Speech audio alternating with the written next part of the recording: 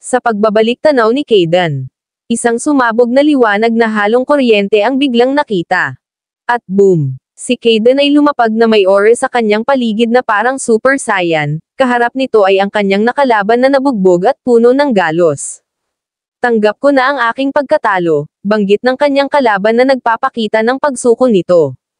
Gaano na ba katagal? Hinahamon niya ang ibang grupo at patuloy ang kanyang pagkapanalo sa bawat laban. At kahit ibang mga kilalang awakened ay hindi na tinatanggap ang kanyang mga hamon. Yan ang mga usapan ng mga taong nakatingin sa kanya habang papalayo at nakahudi. Mayroon pang isang lalaki na mukhang kagalang-galang ang nag-aalok na sumama sa kanya. Marahil isa sa mga leader ng malaking guild, ayon dito ay gagawin niya pa itong kanang kamay upang pamunuan ang mundo ng magkasama. Maliban sa nauna ay mayroon pang iba't ibang mga grupo ang patuloy na nangungulit sa kanya na maging miyembro, mayroon pang isang grupo na halos sambahin ang kanyang kapangyarihan at ang iba ay nais pa siyang gawin pinuno nila, walang salitang lumabas sa bibig ni Kayden at nakatingin lang sa mga ito. Sa kasalukuyan, anong ginagawa mo? Banggit ni Jiwo kay Kayden na parang nahinmasmasan na sa kanyang mga pinaggagawa. Naglalaro sa teaser 1 si Kayden habang si Jiwo ay nakatingin dito ng may pagkadismaya.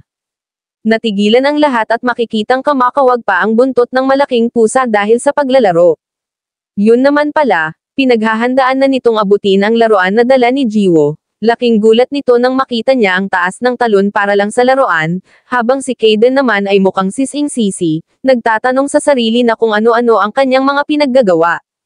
Hanggang sa nahila na ng malaking pusa ang hawak ni Jiwo na agad din namang ikinagulat nito.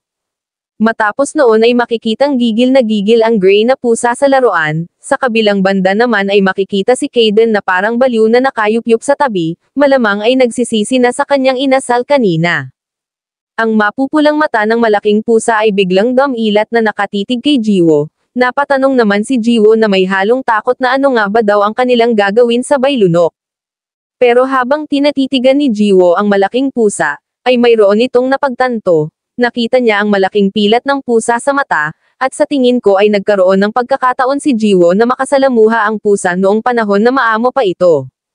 Agad iwinaksi ng malaking pusa matapos niyang makuha ang laruan na dala ni Jiwo. Nanlaki ang mga mata ni Jiwo sa takot na malamang ay siya naman ang pagbalingan nito. At yun na nga, bigla siyang inatake ng malaking pusa ngunit sa kanyang natatanging reflexes ay natural niya naman itong naiwasan na tila ba normal lang yun sa kanya. Walang ano-ano ay biglang sumigaw si Kayden na may pagkadismaya sa sarili, napagtanto niya ang mga kalokohang kanyang ginagawa, hindi niya matanggap na siya bilang si Kayden Great ay umaasal na isang normal na pusa, nanginginig itong parang nasisiraan ng bait, habang sa kanyang tabi, si Jiwo ay naghahanda ng muling tumakbo upang makalayo sabay hablot kay Kayden na wala parent sa kanyang sarili. Biglang, isang pagsabog ang umalangaw-ngaw, muling nagwawala ang malaking pusa na animo ay natakasan siya ng kanyang mga biktima, nagpalingon-lingon pa siya ngunit kahit saan ay wala siyang ibang makita, dito ay mukhang napagtanto na nakatakas na pala ang dalawa. Sa kanilang patuloy na pagtakbo habang buhat parent ni Jiwo si Kayden ay kumari pa sila patungo sa isang hagdan pababa sa isang eskenita. Dito at habang hingal na hingal sila sa kanilang paghinto sa hagdan ay nasabi na lang ni Jiwo na kung bakit nga daw ganoon ang itsura noong humahabol sa kanila gayong isa lang naman itong pusa, ipinagtataka nito na kung bakit sobrang laki at parang napaka-strange, habang bitbit pa ay sumagot naman si Kayden na marahil, nagugutom lang ito kaya nga daw ganon. Sa tingin nga daw niya ay naiwala na nila ang malaking pusa. Ika ni Jiwo at maaari na daw silang makapag-relax, at si Kayden ay mukha pa ring namatayan sa kanyang itsura, sumagot pa ito na marahil makapag-relax nga daw siya. Sumagot si Jiwo na parang may pag-aalala na kung paano nga daw kung may ibang tao naman ang dumaan doon sa lugar na yon. Tumugon naman si Kayden na masyado na daw late upang mayroon pang ibang dumaan doon, sa turing nito ay hindi na makakapangbiktima pa ulit ang pusa. Pamamangha niya lang din na nasabi na sa laki ng pusang iyon ay kaya din ito tumalon sa mga bahayan upang makapangbiktima pa ng iba. Nagtanong nga si Jiwo na kung ano nga ba daw ang kailangan nilang gawin sa mga pagkakataong iyon dahil sa takot ay hindi pumasok sa isip niya na maaaring may mapahamak pang iba. Kitang-kita naman ang sobrang pag-aalala ni Jiwo sa maaaring mangyari. Na parang walang pakialam ay sumagot si Kayden na wala silang maaaring gawin kundi ay takbo na lamang. Maraming araw maaaring masaktan kung hahayaan na lang nila ang malaking pusa doon. Kung ganun ay tumawag na nga lang daw ito at i-report sa kinauukulan ang tungkol sa pusa. Nagkatinginan ang dalawa. Nahihiyang sinabi naman ni Jiwoo na nakalimutan niya nga daw ang phone niya sa bahay sabay kamot sa ulo nitong hindi naman makati, dismayadong napabuntong hininga na lang si Kayden.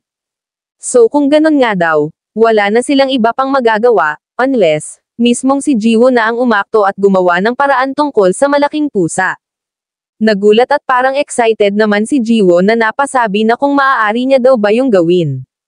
Sumagot naman si Kayden na kung bakit niya pa kailangang makisangkot doon, kita sa mukha nito ang galit na may pagkainis. Sobrang negative mo naman Mr. Kayden banggit ni Jiwoo. May halong pagdududa, ano naman ang kaya mong gawin tanong ni Kayden, dahil sa malalaki at matulis na kuko nito, kahit mga pintuan ng sasakyan ay kaya nitong wasakin, dagdag pa ni Kayden. So kung ganun daw ba, iiwanan na lang nila ang mga pwedeng mangyari. Tanong ni Jiwoo na medyo may pag-aalala. Kung ganun nga daw ay hindi na dapat siyang makialam pa, wala na raw kwenta ang mga pinagsasabi nito tugon naman ni Kayden. Matapos yon ay biglang napansin ni Kayden ang mukha ni Jiwoo na nagpapakita ng dedikasyon, pagkakaseryoso at napasabi sa sarili na kung anong itsura nga daw meron ito, talaga nga daw palang itong si Jiwoo ay isang soft-hearted na tao. Sa kanilang pag-uusap ay sinabihan ni Jiwoo si Kayden na maaari na nga daw siyang umuwi at may mga bagay pa nga daw siyang dapat gawin, sambit niyang tila confident sa sarili. Habang sa napasabi naman si Jiwoo sa isip niya na tingin niya ay ang pusang iyon ay ang kuting na malamang sa aking hinuha ay kanya naring na alagaan minsan, kailangan daw ay may magawa siya dito at hindi niya maaaring hayaan na lang ang mga nangyayari. Habang time team na nakatitig at nag-iisip si Kayden kay Jiwoo ay napagdesisyonan niya na dahil nga daw ay willing itong magsakripisyo ay balak niya palang bigyan si Jiwoo ng maliit na porsyon ng kanyang kapangyarihan upang magamit sa pakikipaglaban, at nang dahil dito ay kakayanin niyang talunin ang pusa. Ngayon makikita natin si Jiwoo na mukhang batang bibigyan ng candy, sobrang excited ng kanyang itsura sabay tanong na kung magagawa nga daw ba niya iyon. Huwag nga daw siyang ma-excite ng sobra dahil saglit niya nga lang daw ito magagamit kaya mabuting gamitin niya ng tama tugon naman ni Kayden, at si Jiwoo ay tila ba walang ibang naririnig. Pinayuko ni Kayden si Jiwoo sa kanyang harapan at sabay nito ay agad namang inilapat ni Kayden ang kanyang paw sa noo ni Jiwoo, makikitang parang may halong pagtataka si Jiwoo dahil malamang iniisip niya na kung maaari nga naman ba yun mangyari.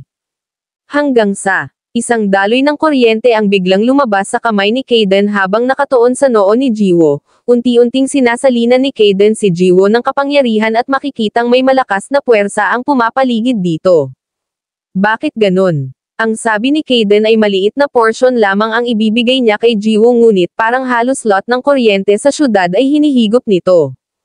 Matapos iyon ay isang malakas na kapangyarihan ang agad na lumukab kay Jiwoo. Ramdam na ramdam nito ang puwersa na kumbaga ay ipinahiram sa kanya, gulat na gulat siya na sobrang dami ng enerhiya ang pumapasok sa kanyang katawan at may pagkamanghapang sabi na maging kuryente ay mayroon din.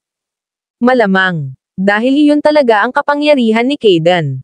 Habang patuloy pa rin siyang namamangha ay sinabi naman ni Jiwoo na hahanapin niya na daw ang pusa. Ngunit sa kabilang banda, sinabi ni Kayden na hindi niya na nga iyon dapat pang gawin dahil ang kanilang target ay halos kaharap na nila. Kitang-kita sa siluwet ng kanilang kalaban ang mahahaba at malaki nitong mga pangil at galit na galit.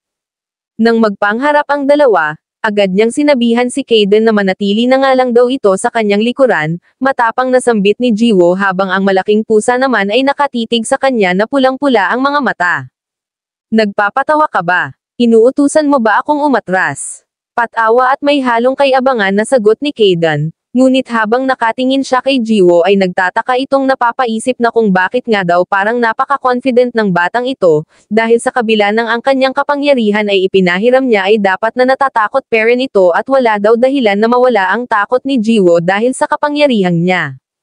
Sinabi ni Jiwoo na nagkita na nga daw sila ng pusa noong minsan na dumating ito sa kanyang bahay. Ngunit naiinis naman si Kayden dahil sa kung ano-ano pa daw ang pinagsasabi ng Mr. Softy na ito, matagal na nga daw sila nung huling nagkita ngunit ano nga ba daw ang nangyari dito. Nang biglang, Ang mga paa ng malaking pusa ay naglabas ng mga ugat at biglang lumundag na pala ito patungo kay Jiwo upang atakihin, ngunit si Jiwo sa isang banda ay hindi natatakot at kita sa kanya ang katapangan.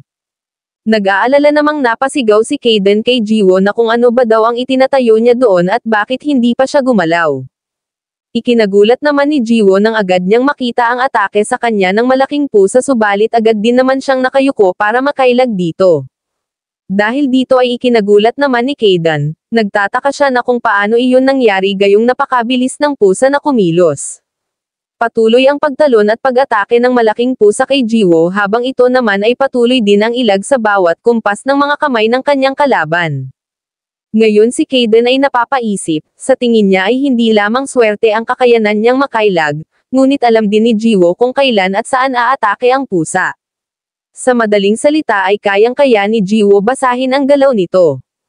Tanong pa ni Kaden sa sarili na kung paano ito mangyayari dahil sa ang pusa na yun ay higit pa ang bilis para sa mga normal na tao lamang, bukod pa doon ay hindi pa rin ginagamit ni Jiwo ang kapangyarihan na kanyang ipinahiram dito. Sa isang banda, makikita nating nahagip ng kuko ng pusa ang damit ni Jiwo ngunit wala naman itong galos. Sa isip ni Jiwo ay nasabi niyang kailangan niyang gamitin ng tama ang kapangyarihan ni Kaden sapagkat short time niya nga lang daw ito magagamit, naghihintay siya sa tamang pagkakataon upang talunin ang kanyang kalaban. At biglang, kumilos si Jiwo nang napakabilis ng maging ang pusa ay hindi na siya masundan. Nakita din ni Jiwo ang pagkakataong iyon upang umatake, si Kaden ay napasabi sa kanyang isip na hindi nga daw iyon ang kanyang kapangyarihan, maging ang pusa nga daw na sobrang bilis din ay di na makahabol pa, at makikita naman natin si Jiwo na nakatalon na at nakatapat sa itaas ng kanyang kalaban, mayroon kaya siyang super speed power. Muling tanong ni Kaden sa sarili. Kinuyam ni Jiwo ang kanyang kamao upang umatake. Kitang-kita din dito ang mga hagupit ng kuryente na galing sa pinahiram na kapangyarihan ni Kaden sa kanya habang ang mata nito ay nanlilisik na nakatingin sa kalaban nito. Humihingi na lamang ito ng tawad sa kanyang gagawin sa pusa na ito, dahil siguro sa hindi niya ito gustong gawin ngunit wala na lang siyang pagpipilian. Isang pagsabog ang umalangaw habang isang nakasisilaw na liwanag ang bumulalas matapos ng ginawa ni Jiwo. Matapos nito ay napaupo lang si Jiwo sa kapaguran habang makikitang hindi na rin gumagalaw ang malaking pusa matapos niya itong tamaan. Nilapitan naman agad siya ni Kaden, nagtatanong na may pang-uus isa, so kaya pala sobra siyang confident, yun ba ay dahil sa mayroon siyang kapangyarihan? Natawa naman si Jiwo ng awkward na para bang natuklasan na ang kanyang pinakatatagong sikreto. Sinabi ni Kaden na di pa daw patay ang pusa ngunit na knockout nga lang daw ito. At makikita naman natin na parang lumiliit ang pusa na kanilang nakalaban, yun ay siguro nga, na marahil ay may masamang elemento lamang na sumanib dito upang maging wild at umatake. Nakita ni Jiwo na tama ang kanyang hinala sa pusa na ito nga yung kanina pa niyang binabanggit. Ngunit sa pagmumuni-muni ni Jiwo, agad naman itong sinabihan ni Kaden na kailangan na nga daw nilang umalis dahil sa malakas na pagsabog na kanilang nagawa, marahil ay ikinaalarma ito ng mga tao sa paligid at makita pa sila.